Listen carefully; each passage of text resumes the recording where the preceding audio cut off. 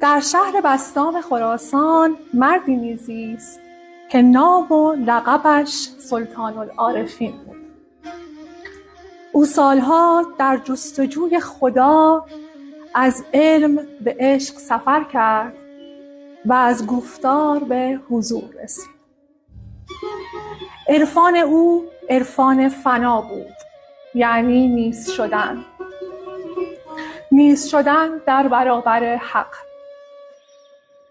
بایزید می گفت تا خود باقی است راهی به حق نیست، چون دوگانگی حجاب است و دیدار در یگانگی روی می دهد.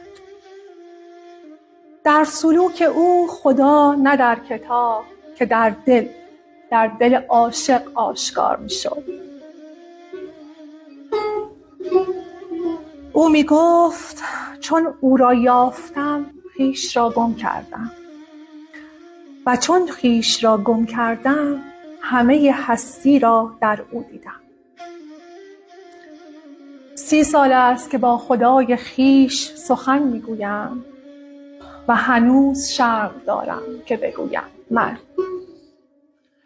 در عرفان سلطان العارفین بایزید بسطامی منی وجود نداره و تمام ریاضت‌های ایشون برای این بوده که منیتشون رو از بین ببرن.